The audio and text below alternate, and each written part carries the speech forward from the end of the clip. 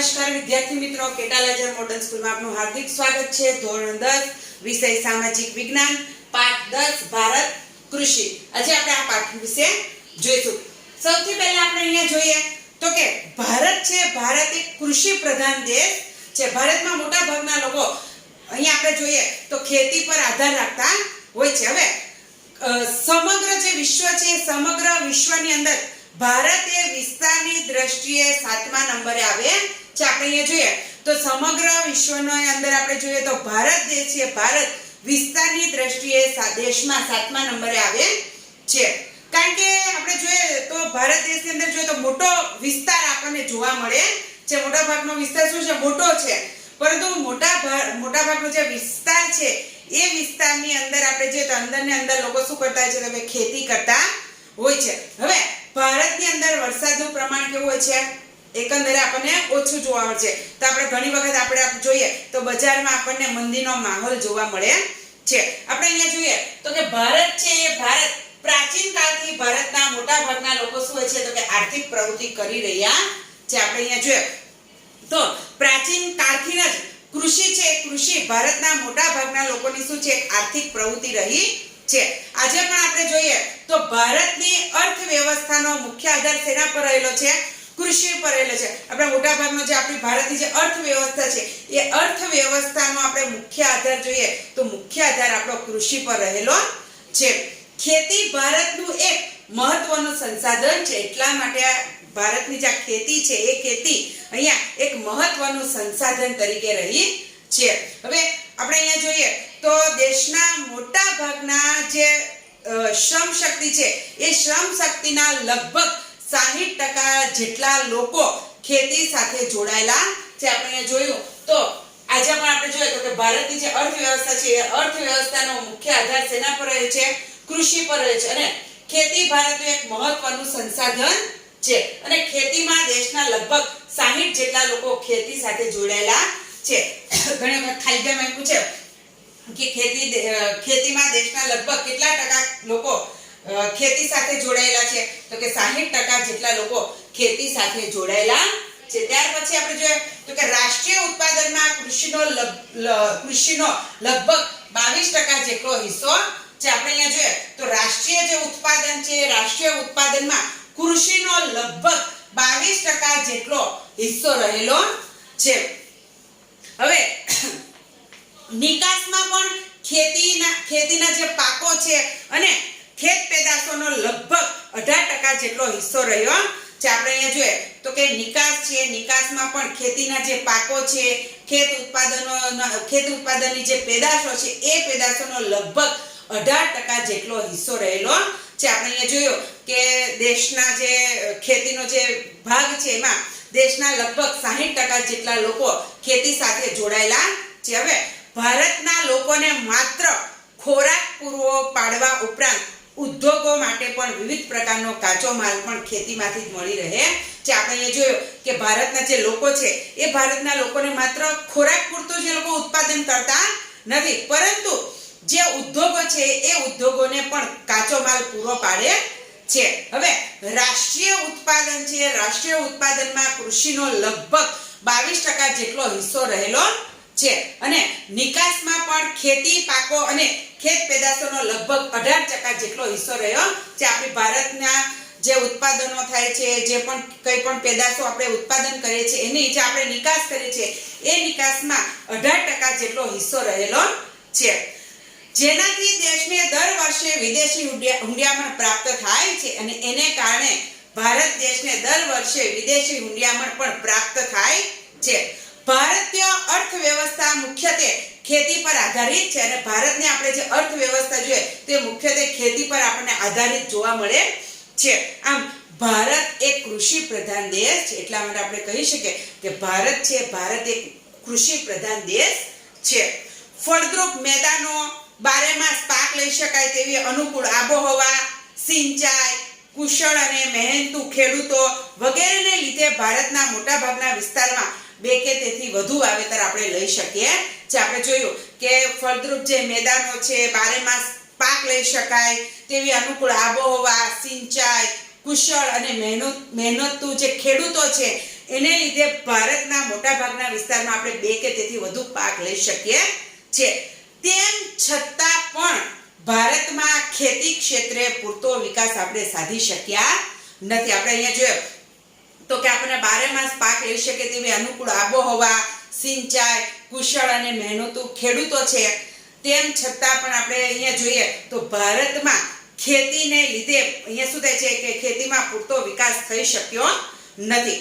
ભારતનો ખેડૂત એકંદરે ગરીબ અને નિરક્ષર છે. આપણે જોઈએ તો કે ભારતનો ખેડૂત અહીંયા જોઈએ તો શું છે કે એકંદરે નિરક્ષર અને ગરીબ છે. કેમ તો કે સિંચાઈની અપૂરતી સગવડ છે, અનિયમિત અને અનિશ્ચિત વરસાદ પડે છે, વધારે વસ્તીનું પ્રમાણ છે, કુટુંબનું મોટું કદ હોય છે, નાના કદના એ લોકો પાસે ખેતરો હોય છે, પ્રયોગશીલતા પ્રત્યેનું ઉદાસીન વલણ હોય છે, રાસાયણિક ખાતર, સુધારેલા બિયારણ, આધુનિક યંત્રો અને વૈજ્ઞાનિક કૃષિ પદ્ધતિનો ઓછો ઉપયોગ શિક્ષિત જે વર્ગ હોય છે એક શિક્ષિત વર્ગ ખેતીમાં જોડાતા નથી. તેમજ સમાજમાં ખેતીનો કહેવાતો ઉતરતો દરજ્જો વગેરેને લીધે વૈશ્વિક ઉત્પાદન સામે ભારતમાં ઉત્પાદનનું પ્રમાણ કેવું હોય છે તો કે ઓછું જોવા મળે છે. ખરેખર તો ખેતી એ મહત્વનો વ્યવસાય છે. આપણે જોઈએ તો ખેતી છે, ખેતી આપણે જોઈએ તો ખરેખર મહત્વનો અહીંયા શું છે વ્યવસાય ગણવામાં આવે છે. હવે આપણે અહીંયા જોયું કે ભારતનો જે ખેડૂત છે એ ખેડૂત અહીંયા કેવો છે ગરીબ અને પ્રમાણમાં કેવો છે અહીંયા નિરક્ષર. કેમ એવું કહેવામાં આવે છે તો કે આપણે અહીંયા જોઈએ તો નાના કદના જે ખેતરો છે ખેતરોમાં એ લોકો શું હોય છે કે નાના કદના એ લોકો પાસે ખેતરો હોય છે, કુટુંબનું પ્રમાણ એમની પાસે મોટું હોય છે, પછી સિંચાઈની અપૂરતી સગવડ હોય છે, અનિયમિત અને અનિશ્ચિત વરસાદ પડે છે, વધારે વસ્તીનું પ્રમાણ આપણે જોઈએ અને પ્રયોગશીલતા પ્રમાણેનું એ લોકોનું જે ઉદાસીન વલણ છે, રાસાયણિક ખાતર છે, સુધારેલા બિયારણ છે, આધુનિક યંત્રો, વૈજ્ઞાનિક કૃષિ પદ્ધતિનો ઓછો ઉપયોગ. હવે શિક્ષિત વર્ગ હોય એ શિક્ષિત વર્ગ શું હોય છે કે ખેતી સાથે લોકો જોડાતા નથી. તો અહીંયા શિક્ષિત વર્ગનું ખેતી સાથે ન જોડાવું, તેમજ સમાજમાં ખેતીનો કહેવાતો જે ખેતીનો શું છે ઉતરતો દરજ્જો આપવામાં આવ્યો છે તો એ દરજ્જાને લીધે પણ વૈશ્વિક ઉત્પાદન સામે ભારતમાં ઉત્પાદનનું પ્રમાણ અહીંયા કેવું જોવા આપણને મળે છે ઓછું મળે છે. ત્યારબાદ આપણે જોઈએ કૃષિના પ્રકારો. આ કૃષિના પ્રકારો તમને પરીક્ષામાં પૂછાય છે 4 માર્ક્સના, જે મહત્વનો છે આપણા માટે. અહીંયા કૃષિના પ્રકાર જોઈએ તો કૃષિના મુખ્ય કેટલા પ્રકાર પડે છે 6. કેટલા પ્રકાર પડે 6. કયા કયા તો કે જીવન નિર્વાહ ખેતી, સૂકી ખેતી, આર્દ્ર ખેતી, સ્થળાંતરિત ખેતી, બાગાયતી ખેતી અને સઘન ખેતી. હવે આપણે અહીંયા જોશું કૃષિના પ્રકારો. તો કે કૃષિના કેટલા પ્રકાર પડે છે તો કે કૃષિના 6 પ્રકાર છે. કયા કયા તો કે જીવન નિર્વાહ ખેતી, સૂકી ખેતી, આર્દ્ર ખેતી, સ્થળાંતરિત ખેતી, બાગાયતી ખેતી અને સઘન ખેતી. તો આવી રીતે આપણે અહીંયા જોઈએ તો ખેતીના 6 પ્રકાર પડે છે. હવે આપણે એને વિસ્તારથી સમજીશું. તો સૌથી પહેલું છે જીવન નિર્વાહ ખેતી. હવે જીવન નિર્વાહ ખેતીને આપણે બીજા કયા નામે ઓળખીએ છીએ તો કે જીવન નિર્વાહ ખેતીને આપણે બીજા આત્મનિર્વાહ ખેતી તરીકે ઓળખીએ છીએ. હવે આ જીવન નિર્વાહ ખેતી કોને કહેવામાં આવે છે તો કે જે ખેતીનું ઉત્પાદન ખેડૂતના પોતાના કુટુંબના ભરણ પોષણમાં જ વપરાઈ જાય છે તે ખેતી જીવન નિર્વાહ ખેતી કે આત્મનિર્વાહ ખેતી કહેવામાં આવે છે. આપણે અહીંયા જોયું કે જે ખેતીનું ઉત્પાદન છે, જે ખેડૂત અહીંયા ઉત્પાદન કરતો હોય એ ઉત્પાદન એના કુટુંબના ભરણ પોષણમાં જ વપરાઈ જતું હોય તેવી ખેતીને આપણે અહીંયા શું કહે છે તો કે જીવન નિર્વાહ ખેતી કે આત્મનિર્વાહ ખેતી કહેવામાં આવે છે. કારણ કે અહીંયા જે ખેડૂત છે ખેડૂત પાસે શું હોય છે કે ખેતરનું કદ એની પાસે નાનું હોય છે અને એ ફક્ત પોતાના કુટુંબ પ્રત્યે જે ભરણ પોષણ કરી શકતો હોય છે જેને આપણે જીવન નિર્વાહ ખેતી કહીએ. હવે આઝાદી પછી આયોજન પંચની અનેક ખેત વિકાસ અહીંયા યોજનાઓ અમલમાં આવી હતી. તેમ છતાં પણ ભારતનો જે ખેડૂત છે એ ભારતના ખેડૂતની આપણે આર્થિક સ્થિતિ જોઈએ તો એ આર્થિક સ્થિતિ આજે પણ આપણે નબળી જોવા મળે છે. કેમ તો કે નાના કદના એ લોકો પાસે ખેતરો છે, બિયારણો મોંઘા છે તો એ મોંઘા બિયારણો, ખાતર અને જંતુનાશકનો ઉપયોગ કરવો તેમ એ લોકો પાસે પોસાય તેમ નથી હોતું. ખેતરમાં થતું જે અનાજનું ઉત્પાદન છે એ અનાજનું ઉત્પાદન પોતાના પરિવારના ઉપયોગ જેટલું થાય છે જે તેના કુટુંબના ભરણ પોષણમાં જે અહીંયા શું થઈ જાય છે, વપરાઈ જાય છે, જેને આપણે જીવન નિર્વાહ ખેતી કે આત્મનિર્વાહ ખેતી તરીકે ઓળખીએ છીએ. આથી ભારતની જે ખેતી છે, ખેતી આજે પણ આપણે જોઈએ તો મોટા ભાગના વિસ્તારોમાં જીવન નિર્વાહની જે પ્રવૃત્તિ છે, પ્રવૃત્તિ પર જ ગણાય છે. ભારતની આપણે અત્યારની જે મોટા ભાગની ખેતી છે, એ મોટા ભાગની ખેતી આપણે જોઈએ એનો વિસ્તાર જોઈએ તો એ વિસ્તાર જીવન નિર્વાહ પ્રવૃત્તિમાં જ ગણવામાં આવે છે. કારણ કે અહીંયા શું થાય છે કે આઝાદી મળી, આઝાદી પછી આપણે અહીંયા જોઈએ તો આયોજનની અનેક અહીંયા સરકાર દ્વારા અનેક આયોજન પંચની એ લોકોએ અહીંયા યોજનાઓ કરી છે, ખેત વિકાસની યોજનાઓ અમલમાં આવી છે. તેમ છતાં પણ ભારતનો જે ખેડૂત છે એ ખેડૂતની સ્થિતિ આજે આપણે જોઈએ તો કેવી છે, નબળી છે. કેમ? કારણ કે એની પાસે નાના કદના ખેતરો હોય છે, ખાતરો છે, જંતુનાશક દવાઓ છે, મોંઘી મળે છે, જેનો તે ઉપયોગ કરી શકતો નથી. એટલા માટે ત્યાર પછી આપણે જોઈએ બીજી ખેતી તો જે છે સૂકી ખેતી. હવે સૂકી ખેતી એટલે શું હોય છે એમાં? તો કે જ્યાં વરસાદ કેવો પડે છે, ઓછો પડે છે, સિંચાઈની સગવડો પણ કેવી છે, અલ્પ છે, અને માત્ર વરસાદ પર આધારિત હોય તેવા વિસ્તારમાં સૂકી ખેતી કરવામાં આવે છે. આપણે અહીંયા જોઈએ તો કે જ્યાં વરસાદ કેવો પડે છે, ઓછો પડે છે, સિંચાઈની સગવડો પણ કેવી છે, અલ્પ છે, અને માત્ર વરસાદ પર જ આધારિત હોય તેવા વિસ્તારમાં કેવી ખેતી કરવામાં આવે છે, તો કે સૂકી ખેતી કરવામાં આવે છે. હવે આપણે અહીંયા જોયું કે વરસાદ કેવો પડે છે, ઓછો પડે છે. ત્યાર પછી આપણે જોયું તો કે જે સિંચાઈની જે સગવડ છે એ સગવડ કેવી મળે છે, આપણે અપૂરતી સગવડ મળે છે ને માત્ર વરસાદ પર જ એ લોકોએ આધારિત રહેવું પડતું હોય છે. તેવા વિસ્તારોમાં માત્ર જે જમીન છે એ જમીનમાં જે સંગ્રહાયેલ ભેજ છે એ ભેજને આધારે જ એક જ પાક લેવામાં આવે છે. તેને આપણે શું કહેવામાં આવે છે, સૂકી ખેતી કહેવામાં આવે છે. અહીં જુવાર છે, બાજરી છે, કઠોળ જેવા પાણીની ઓછી જરૂરિયાતવાળા પાકો લેવામાં આવે છે. એટલા માટે આવી જગ્યા પર આપણે જોઈએ તો જે સૂકી ખેતી છે એ સૂકી ખેતી પર આપણે જુવાર છે, બાજરી છે, કઠોળ છે જેવા એ લોકોને જે ઓછી અહીંયા પાણીની જરૂર પડે છે તેવા પાકો લેવામાં આવે છે. હવે ગુજરાતમાં આપણે જોઈએ તો ગુજરાતનો જે ભાલ પ્રદેશ છે એ ભાલ પ્રદેશમાં ચોમાસું પૂરું થયા બાદ ભેજવાળી જમીનમાં આ રીતે ઘઉં અને ચણાનો પાક લેવામાં આવે છે. હવે આપણે ગુજરાતનું જે ભાલ પ્રદેશ છે એ ભાલ પ્રદેશમાં જ્યારે વરસાદ પૂરો થાય છે ત્યારે જમીન ત્યાં કેવી હોય છે, તો કે શુષ્ક હોય છે, એટલે કે ભીની હોય છે, ભેજવાળી છે. તો તેવી જગ્યા પર એ લોકો અહીંયા ઘઉં અને કઠોળનો પાક લેતા હોય છે. ત્યાર પછી આપણે ત્રીજી ખેતી જોઈએ જે છે આદ્ર ખેતી. આદ્ર ખેતી એટલે કે આપણે એને બીજા કયા નામે ઓળખીએ છીએ, ભીની ખેતી. હવે જ્યાં વધુ વરસાદ પડે છે અને સિંચાઈની પણ સગવડ હોય છે ત્યાં આદ્ર ખેતી એટલે કે ભીની ખેતી થાય છે. જ્યાં વરસાદ પણ પડે છે, સિંચાઈની સગવડ પણ મળી રહે છે તે જગ્યાએ આપણે આદ્ર ખેતી એટલે કે ભીની ખેતી કરવામાં આવતી હોય છે. હવે જોઈએ આપણે અહીંયા આદ્ર એટલે કે ભીની ખેતી વિશે તો કે જ્યાં વરસાદનું પ્રમાણ વધુ હોય છે, સિંચાઈની સગવડ પણ વધુ હોય છે તેવા વિસ્તારોમાં આદ્ર એટલે કે ભીની ખેતી કરવામાં આવે છે. આદ્ર ખેતી એટલે બીજા કયા નામે ઓળખવામાં આવે છે, ભીની ખેતી તરીકે. હવે વરસાદ ન પડે કે ઓછો પડે ત્યારે સિંચાઈ દ્વારા વર્ષમાં એક કરતા વધુ પાક લઈ શકાય છે. હવે જ્યારે આપણે અહીંયા જોયું આદ્ર ખેતીમાં તો કે જો વરસાદ ન પડે કે ઓછો પડે તો તે જગ્યાએ આપણે સિંચાઈ દ્વારા એક કે વધુ પાક લઈ શકીએ છે. જેમાં આપણે અહીંયા જોઈએ તો કયા કયા પાક લઈ શકીએ, તો કે ડાંગર છે, શેરડી, કપાસ, ઘઉં, શાકભાજી વગેરેની ખેતી આપણે કરી શકીએ છે. આદ્ર ભીની ખેતીમાં આપણે શું અહીંયા કીધું તો કે જ્યાં વરસાદ વધુ પ્રમાણમાં પડે છે, સિંચાઈની સગવડ પણ વધુ પ્રમાણમાં મળી રહે છે તેવા વિસ્તારોમાં આપણે ભીની ખેતી એટલે કે આદ્ર ખેતી કરવામાં આવે છે. હવે વરસાદ ન પડે કે ઓછો પડે ત્યારે સિંચાઈ દ્વારા વર્ષમાં એક કરતા વધુ આપણે પાક લઈ શકીએ છીએ. હવે અહીંયા આપણે જોઈએ તો કે ડાંગર છે, શેરડી છે, કપાસ છે, ઘઉં છે, શાકભાજી છે વગેરેની આપણે ખેતી કરી શકીએ છીએ. ત્યાર પછી છે સ્થળાંતરિત ખેતી. હવે સ્થળાંતરિત ખેતી એટલે કે ઝૂમ ખેતી. હવે આપણે અહીંયા ઝૂમ ખેતી આવ્યું. સ્થળાંતરિત ખેતીને આપણે બીજા કયા નામે ઓળખીએ છીએ, ઝૂમ ખેતી. ઝૂમ ખેતી એટલે કે આપણે એમ ખેડૂતો કે ઝૂમતા ખેતી કરતા નથી, પણ સ્થળાંતરિત ખેતીને આપણે બીજા કયા નામે ઓળખીએ, ઝૂમ. કેમ ઝૂમ? તો કે ગીચ જંગલોના પ્રદેશમાં આ પ્રકારની ખેતી કરવામાં આવે છે.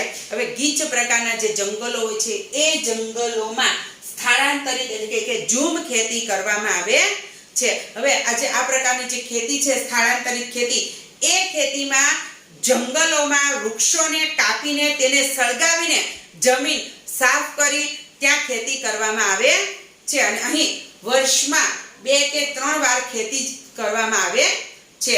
જમીનની ફળદ્રુપતા ઘટતા આ વિસ્તાર છોડી દઈને બીજી જગ્યાએ આ જ રીતે ખેતી શરૂ કરવામાં આવે છે, જેને આપણે ઝૂમ ખેતી એટલે કે સ્થળાંતરિત ખેતી કહેવામાં આવે છે. હવે જે ગીચ જંગલો હોય છે અને ગીચ જંગલોમાં ખેડૂત શું કરે છે કે વૃક્ષો કાપી નાખે છે, જંગલને જે એમને સળગાવી નાખે છે અને જમીન કેવી કરે છે, સાફ કરી નાખે છે. અને ત્યાં એ લોકો 2 થી 3 વર્ષ સુધી પાક લેતા હોય છે. અને જમીનની ફળદ્રુપતા ઘટી જાય છે ત્યારે એ લોકો એ જગ્યા છોડીને બીજી જગ્યાએ જાય છે. તો આ રીતે જે ખેતી કરવામાં આવે છે તેને આપણે કે સ્થળાંતરિત એટલે કે ઝૂમ ખેતી કહેવામાં આવે છે. હવે આ ખેતીમાં ધાન્ય પાક કે પછી શાકભાજી ઉગાડવામાં આવે છે અને આ ખેતીમાં ઉત્પાદન ખૂબ જ ઓછું થાય છે. હવે આપણે એ જોયું તો કે જે સ્થળાંતરિત ઝૂમ ખેતી છે એ ઝૂમ ખેતીમાં ઉત્પાદનનું પ્રમાણ કેવું થાય છે, ઓછું આપણને જોવા મળે છે. એના પછી છે આપણે જોઈ તો કે 5મા નંબર પર બાગાયતી ખેતી. હવે બાગાયતી ખેતીમાં શું આવે તો કે સામાન્ય રીતે લાંબા સમય સુધી ઉત્પાદન આપતા પાકો ઉછેરવા માટે મોટા બગીચા અને વાડીઓનો ઉપયોગ થતો હોવાથી આ ખેતી બાગાયતી ખેતી કહેવામાં આવે છે. એના પછી છે આપણે બાગાયતી ખેતી. બાગાયતી ખેતી કોને કહેવામાં આવે છે તો આપણે જોયું કે સામાન્ય રીતે લાંબા સમય સુધી ઉત્પાદન આપતા પાકો ઉછેરવા માટે મોટા બગીચા અને વાડીઓનો ઉપયોગ થતો હોય તો આ રીતે થતી ખેતીને આપણે શું કહેવામાં આવે છે, બાગાયતી ખેતી કહેવામાં આવે છે. હવે આપણે જોઈએ બાગાયતી ખેતી ફરીથી એકવાર જોઈએ કોને કહેવામાં આવે તો કે બાગાયતી ખેતી એ એક ખાસ પ્રકારની ખેતી કહેવામાં આવે છે. કેમ તો કે એમાં રબર છે, ચા, કોફી, કોકો, નાળિયેર, તે ઉપરાંત આપણે જોઈએ તો કે સફરજન, કેરી, સંતરા, દ્રાક્ષ, આંબળા, લીંબુ, ખારેક વગેરે ફળોની ખૂબ જ માવજત કરવામાં આવે છે અને માવજત સાથે ખેતી કરવામાં આવતી હોય છે. અને આવા પ્રકારની જે ખેતી કરવામાં આવે છે એ ખેતીમાં વધુ મૂડીરોકાણ, કુશળતા, તકનીકી જ્ઞાન, યંત્રો, ખાતર, સિંચાઈ, પરીક્ષણ, સંગ્રહ અને પરિવહનની પર્યાપ્ત સુવિધા હોવી જરૂરી છે. હવે જે લોકો બાગાયતી ખેતી કરતા હોય છે, બાગાયતી ખેતી કરનાર જે ખેડૂત હોય છે એને અહીંયા વધુ પ્રમાણમાં કાળજી રાખવી પડતી હોય છે, કારણ કે બાગાયતી ખેતીમાં એને વધુ મૂડીનું રોકાણ કરવું પડતું હોય છે. પછી તકનીકના યંત્રો વાપરવા પડતા હોય છે, ખાતરનો ઉપયોગ કરવો પડતો હોય છે, સિંચાઈ છે, પરીક્ષણ છે, સંગ્રહ છે, પરિવહનની સુવિધા પણ એની પાસે હોવી જોઈએ.